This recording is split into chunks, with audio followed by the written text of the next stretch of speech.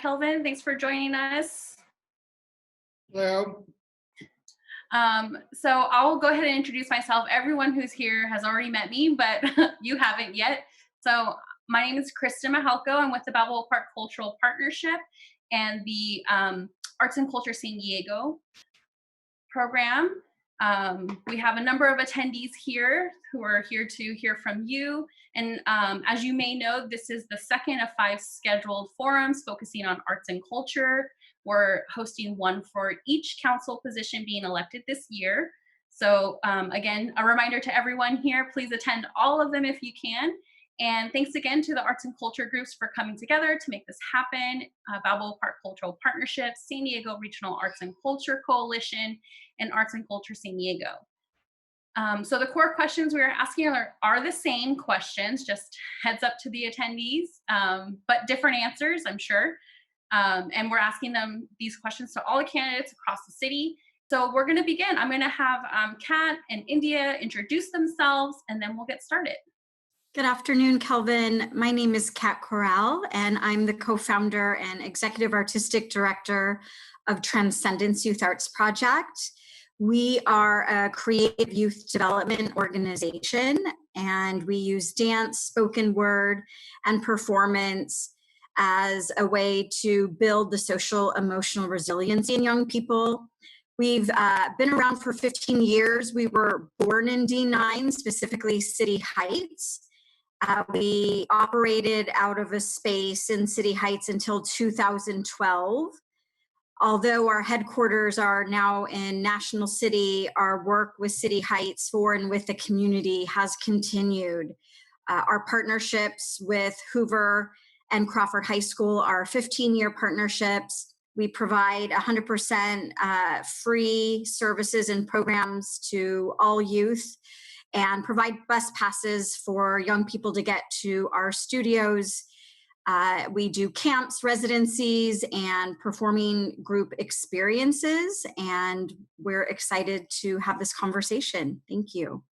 Hi, my name is Endiya. I am a local community organizer and student. I'm currently the social media strategist and a teaching artist at the Audra Project, which is a nonprofit based in the heart of City Heights, which programs with youth using arts education and liberatory practices surrounding documentation through multiple mediums such as photography, narrative, etc. And we use these practices to empower students to tell the story of their communities through their own lenses. Thank you so much. And again, welcome, Kelvin. We're so happy to have you here. Thank you for participating in this forum. As you know, we have a number of attendees from arts and culture organizations in District 9 and many from around the city as well. So first, we'd like to give you 5 minutes before we start to introduce yourself and tell us whatever you'd like to tell us about yourself and why you are running. Thank you, and thank you for putting this together. I know it's really hard with with COVID-19 and all of the things we have to do on that and meeting remotely. I'm sure this would have been an in-person event if it were otherwise. So thanks for all the work that y'all are putting in. My name is Kelvin Barrios. I'm a candidate for City Council running for City Council District 9. I grew up in this district. This is actually where my family immigrated to. This is where I guess was their landing spot, if you will. My family's from Guatemala. We're Central American, first generation. My parents, when they got to this country, didn't know a single word of English, and since then have had to work to pull themselves up, work in facing adversity, facing struggle. Same things similar to that's kind of the environment I grew up in. I grew up in poverty, grew up having housing insecurity, food insecurity, figuring out, I'm the oldest of 4. And it's by a pretty decent age gap. So I was actually the one that while I was growing up, I noticed a lot of these things. And one thing that was taught to me early on was giving back. My family and my parents are very grateful to be in this country. This country is not a perfect country. There's a lot of issues and a lot of issues we're dealing with right now, but it was a lot better than where they were from. So they taught me to give back. My mom was always active in the PTA, in the different community groups. I got involved very early on in high school. I actually was the youngest youth board member for the City Heights Town Council. Later on became a full board member and becoming vice president of that group and that nonprofit group. I've served on the City Heights Area Planning Committee, and a lot of different groups, mainly around City Heights, because that's where my family is from. That's where I grew up. But I've also expanded and been involved in other nonprofits in like the college area and what forth and so on. Primarily, I am right now, my current job is I'm the director of community outreach for Laborers Local 89. It's a construction trades union, deal with a lot of safety enhancement, advocacy for job creation. Before that, I was a policy advisor for Council President George Gomez. I was a transportation policy advisor there. And it's actually through the relationship that I've built up there working with community groups as a council staffer. Right now in the work I do within labor unions and advocating for my communities, the different communities, is that I've learned that, we're at a critical point. We are now, I think everyone that you'll be hearing from has shifted a lot because of COVID-19. What we actually find ourselves in, it's some pretty bad budget years up ahead. It wasn't easy, this budget process. I was a council staffer, so I actually very familiar with the process to the point where during the budget hearings this spring, I actually tuned in for every single department. For the last meeting, it was like a 12, 13-hour meeting. I was listening in the entire day for that meeting, just because I know how important it is as a council candidate to be well informed of what's going on and what's affecting us. I did provide a testimony on the arts and around funding for the arts. I actually did a budget priority memo for the council president and the mayor and advocating for that. So I've actually been already advocating for similar issues revolving around the conversation of the arts and funding and the TOT conversation and whatnot on that. My campaign at its, I guess the basic message, if I would, is electing a representative that's going to fight for our neighborhoods, that has the experience. I have experience working in City Hall. I have experience with the different community organizations, and I understand our budget process. So advocating for someone that can ensure that we're receiving our fair share while addressing a lot of inequities that we've seen traditionally in our communities. I grew up here. I used to walk home from high school and, there wouldn't be streetlights. We have cracked sidewalks or even issues revolving around police issues. I would walk home, and if I had my hoodie on and my gym bag, I'll get a spotlight turned on me and a question on where I would be going and whatnot. So there's a lot of things that I've seen from growing up in this community that is still going on today. And there's a lot of inequalities and equities that need to be addressed. And that's what I'm fighting for. And that's why I'm running. Thank you so much for telling us about yourself and giving us some insight to what you're running for. So we have some questions that were crowdsourced prior to the forum. So we'll have those questions first. And then near the end, if there's time, we'll have some questions that the current audience have submitted to us. So we'll get started with our questions, our Q&A part. So Kat, will you take it away? Yes, thank you. Kelvin, arts and culture organizations are essentially small businesses, and like all small businesses, we've been hit hard by the COVID-19 pandemic. Unlike for-profit businesses, however, we were unable to access the city's recent small businesses recovery funding. When we emerge from this pandemic, we are likely to see a devastated or severely hobbled arts and culture sector, and there are immediate and longer-term recovery needs. Would you support city investment or a special recovery fund to assist the arts, culture, and creativity sectors during the COVID-19 shutdown and future reopening? and ensure that any funding or recovery plan for small businesses include nonprofit organizations? I would, and I actually think this is a something we would probably have to do two different conversations at the same time. It's bringing up a conversation about having a dedicated source or a dedicated programming funding source that maybe we can leverage public dollars with private dollars, and it's kind of leaning on each other on, and in a way of, by doing that we can simplify the application process, because I think that's a really a barrier to receiving funding is just having to do a tremendous amount of paperwork and verification. So how can we, limit that? How do we create a program where we're being sensitive to the different ethnic backgrounds and languages that administrators of programs may speak or understand, and that's more than just Spanish. That's different dialects, especially in District 9. But simultaneously, so we're having that conversation. But if I'm assuming we're going to still be pushing as a city, and something that I am in favor of a small business relief fund as we start scaling back up in a road to recovery. Include that in that conversation as well, because there is no, what I know, again, from my experience within the city, it's very difficult to have conversations about dedicating funding sources when there is no money around, or at least when we're talking about having a lot of deficits. So I think we need to set ourselves up for success and simultaneously, pushing for two. And that is something I'm supportive of. I know the city didn't tap into its reserves this year. I think it's something that we should be looking at for the next fiscal year. I think there's a greater benefit to supporting our local organizations that are existing right now, not risk them shutting down completely and losing all of that, and using that institutional knowledge that benefits our local economy by tapping into those type of funds, maybe not expanding some certain programs that wanted to be expanded out.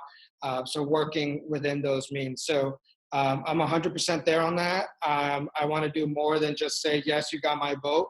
I want to work with stakeholders and groups on how do we get this done. Thank you. And then Endiya, you have a question regarding capital reinvestment. The city owns a number of arts and cultural facilities across the city.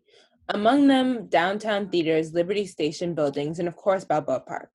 Many of these facilities have significant deferred maintenance, and their surrounding infrastructure is badly underfunded.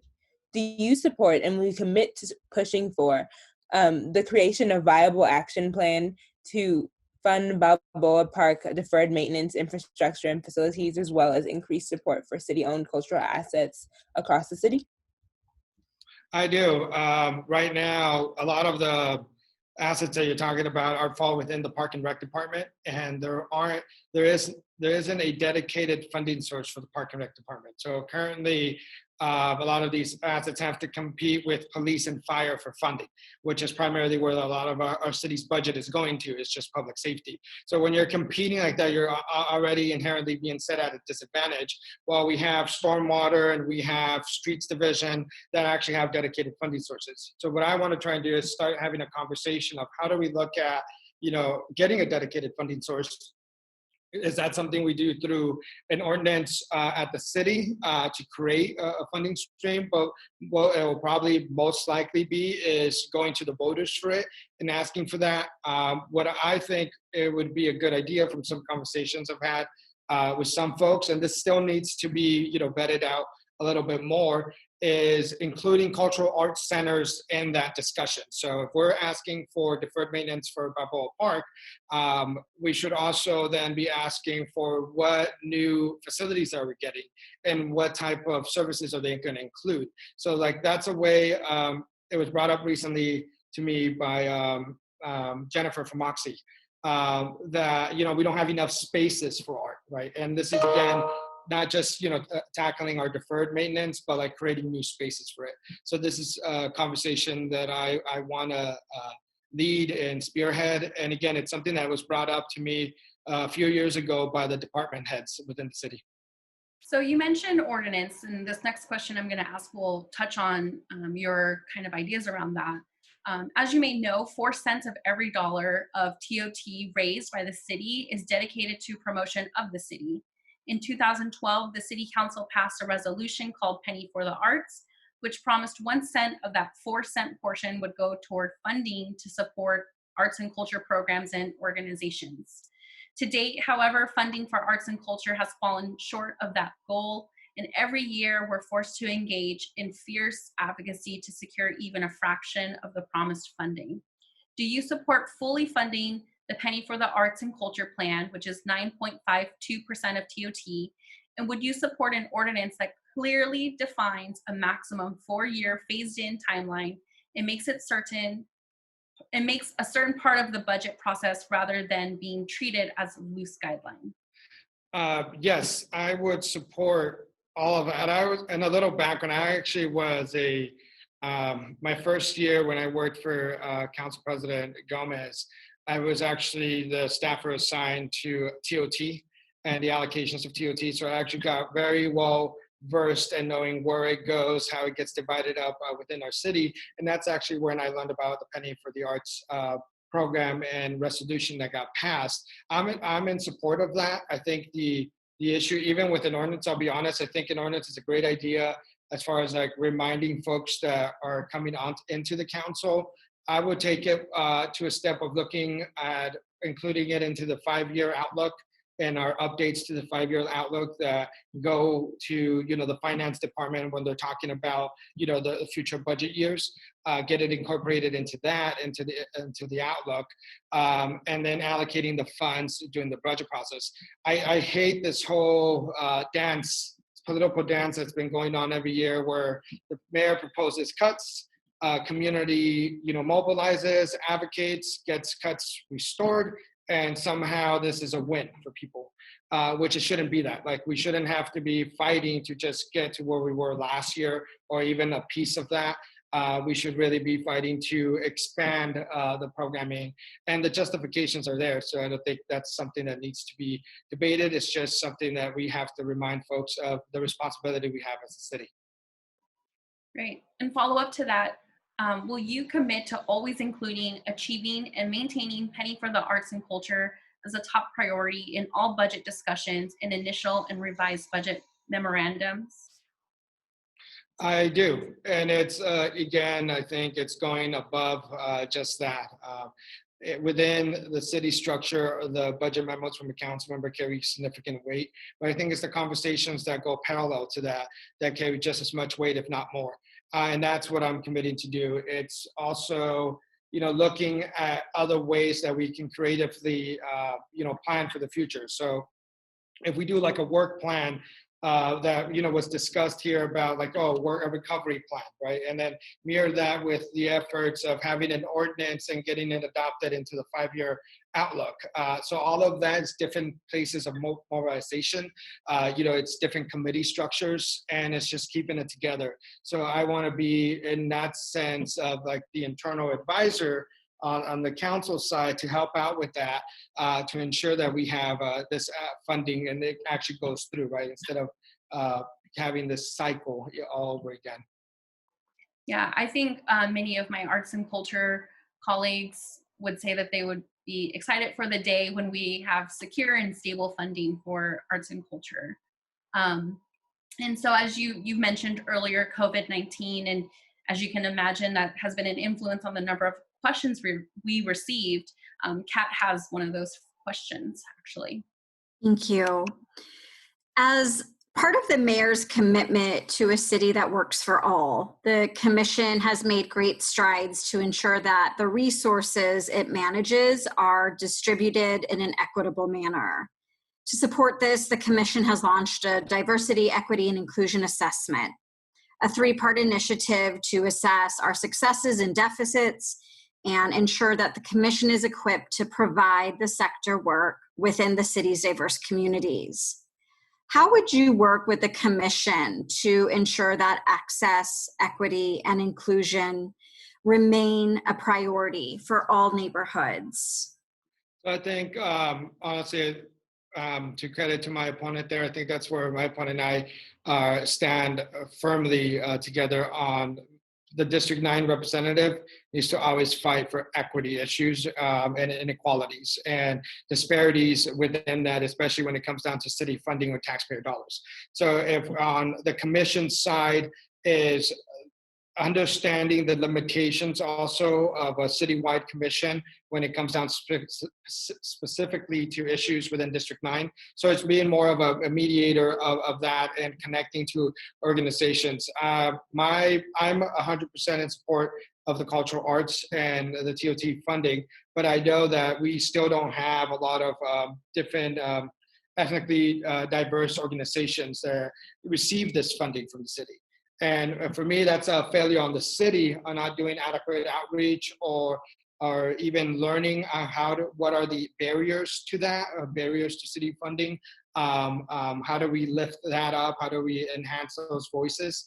And I think that's where I would like to be active in that space of connecting, because I would like to see those numbers increase, those type of organizations, and do the outreach that is needed around that. And if there is an issue, I know sometimes some city funding, not just TOT, so if it's TOT through the council or CPPS funds, it's reimbursement only. So maybe some of our smaller organizations have issues on fronting that money, or having to get approval through the city attorney's office for a small little grant can take a long time. And if you have one letter off, one word off, they'll deny your application. So what are we doing there, right? Like why doesn't the city have like translators for these organizations?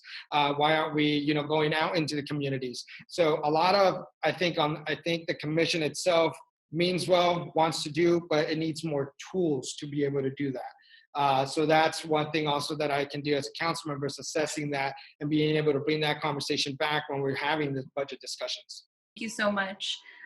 So we have another question for you, and this one's about structure, a structural one for the city.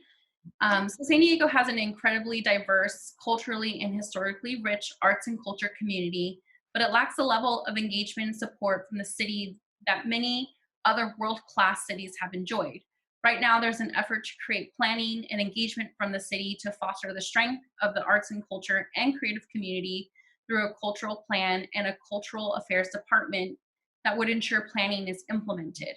Do you support the creation of a cultural affairs department and the development of a citywide cultural plan that would elevate arts and culture as an industry critical to economic health and quality of life in San Diego?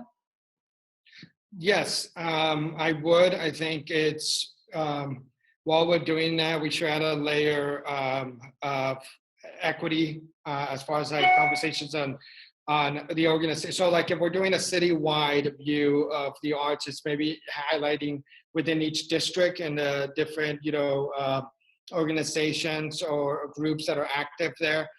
So I would like to see a cultural arts department that actually has dedicated staff members for every district. I don't think that is possible like the first go around when a department is created.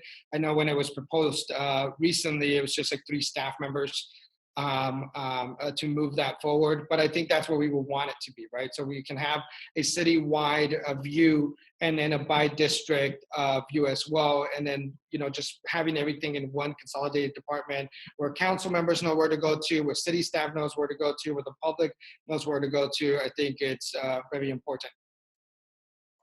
Thank you so much. We have time for questions from our attendees today. So I'll have Endiya and Kat each find a question and ask them to you.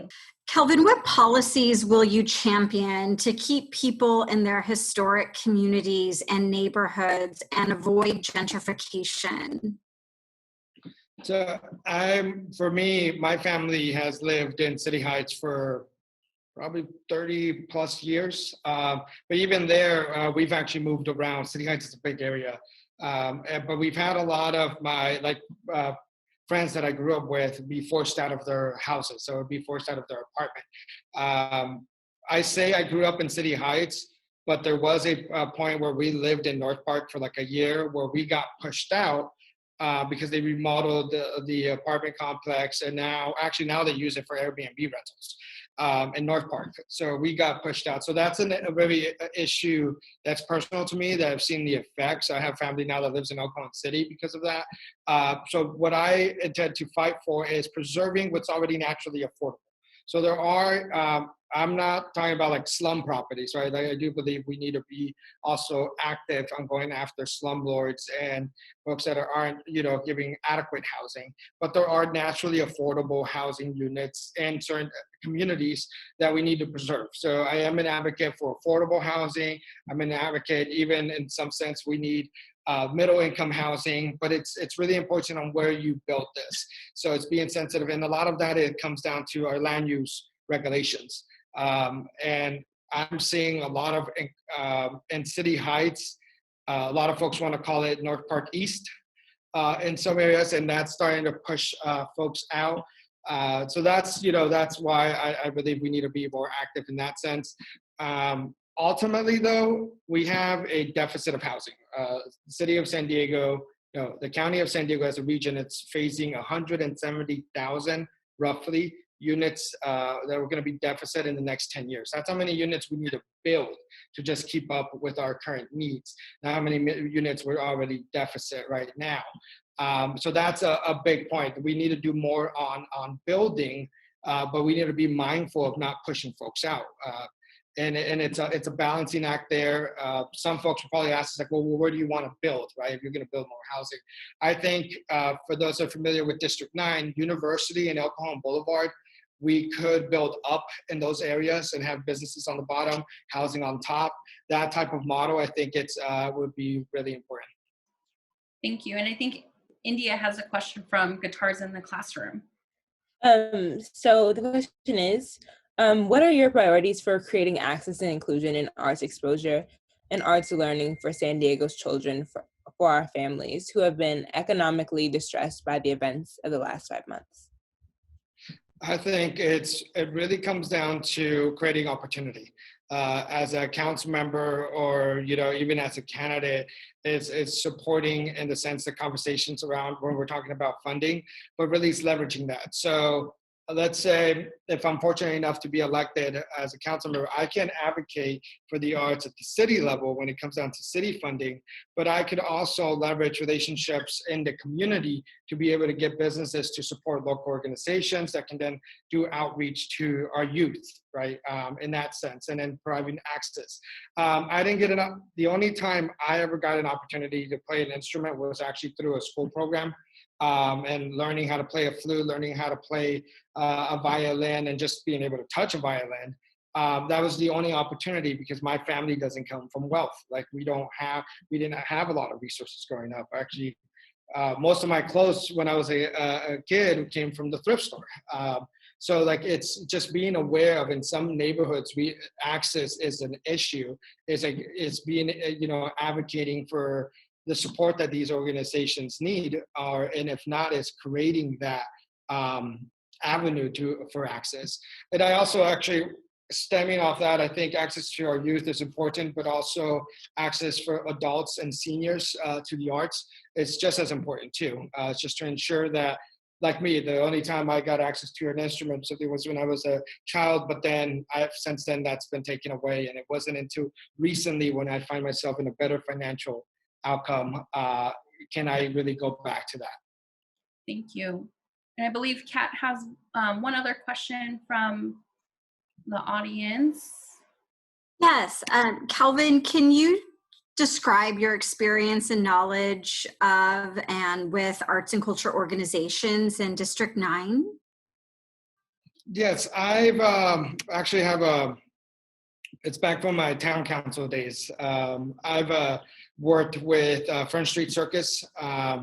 As far as I think they were asking the town council to be a fiscal agent or a partner in a city application in that sense.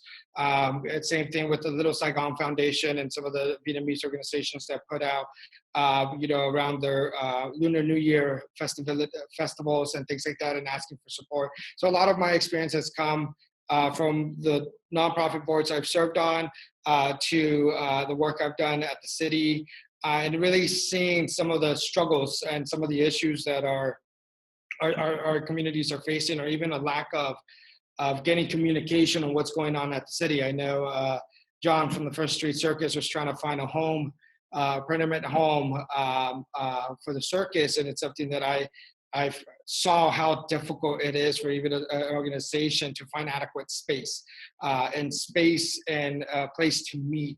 It's an issue just in the district. So there's I think through that experience and through just engaging with activists and nonprofit leaders and those that have a advocacy for the arts, I want to learn more. So that's how I see, my role is really to be a sounding board and an advocacy role in that sense, and tying that to my experience at City Hall and what I can do for our communities. Great, thank you so much. There's actually been some chat happening over here. So one of the questions came around involving police in protecting cultural assets. And so from your perspective, how can we protect cultural assets without involving police? If it's cultural assets that are managed by the city, right? I would think they fall, let's say, within the city's facilities department, or again, a park and rec asset. If the city created a avenue for city employees, or let's say some sort of not like enforcement arm, but like something internal. Like I think it's always easier for like city employees to be able to do that, or hire within, or create a department from that. It's the same thing that sometimes folks complain about, like, oh well, why don't we have enough police patrolling our parks and issues like that. Well, I'm like, well, my neighborhood, if we have police officers showing at a park, that could actually end very bad for some folks, even if no one is committing a crime, right? It stems to the same. It's like, well, why are police responding to homelessness issues and mental health issues?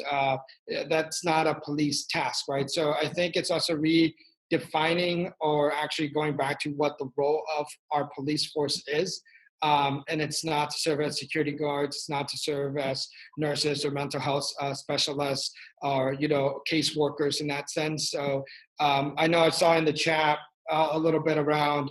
Well, there's an avenue there of being able to find some funding for some of our different needs in our community, and I agree with that. I think the more that we can spend on being interacting with folks, or getting the public to interact, or join a group, or be active in that sense, the higher the chance that individual then has of not get into I guess trouble, if you will. A little bit about my background. When I was in high school, there was a moment where I actually almost joined a gang. Like I was actually on a bad path, in the sense of, like, I had baggy clothes. I would be walking down my neighborhood, and the gang signs would be thrown at me and asking, like, oh, who do I represent, and things like that. And it wasn't until I got involved in school programs that I really got away from that. That and my mom, heavily scolding me, did that happen. But it's about access, right? It's about opportunity and investing in our neighborhoods in that sense. And I know deferred a little bit from like that conversation, but I think it comes down also to not having our police do a job that they're not meant to do. I think, one, thank you, and thank you to all the panelists for putting this together. It's very, very important what you're doing here today, as far as like educating me, educating all the other candidates, interacting. I think we're going to get a lot of goodwill out of this. I know for sure on my end, I've done more research into certain things. I think that's also the objective, to get candidates to think more about issues revolving the arts in that sense. I have been an advocate. For me at least, I've been, at council testifying and writing letters in support. I intend to continue that if I'm elected, and really become a partner, and seeing what we can do to expand funding. I know how to actually. For me, it's I can defend this. I know how to defend art funding for the arts. It's a quality. It can be for some folks a quality of life issue. For others, it's an economic issue, like because the arts are an economic driver here. We do contribute to, uplifting the tourism market, but also just the quality of life for our residents and how they interact, especially right now. I think some folks, we're quarantined where everyone's at home. There are, I've been reading, you could literally develop mild cases of depression from these type of just being, in one place.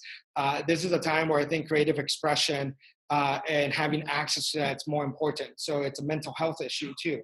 And these are I think, the conversations we need to continue in the fall as we're getting out of the COVID-19 pandemic. And if we get out of the COVID-19 pandemic in this next fiscal year, it's a conversation too, because I know we're seeing, the ups and downs around that. And how does that look then? So I want to plan for that. I think the city reacts and doesn't plan enough. Here, we know what we're in. We know what's going on. I think the city needs to start now creating these plans and dialogue and then implementing that in the next budget conversation. So I'm ready to do that. I'm thankful for everybody and all the questions, and I really appreciate your time. Thank you so much for joining us today, Kelvin. Really appreciate you taking the time. And again, thank you to Kat and Endiya and all of our attendees for being part of this. It's really important that we're all here and asking our representatives these questions. So thank you again. And please, if you are not part of the Arts and Culture San Diego mailing list yet, please sign up and you'll get the date for the next forum. Thank you so much.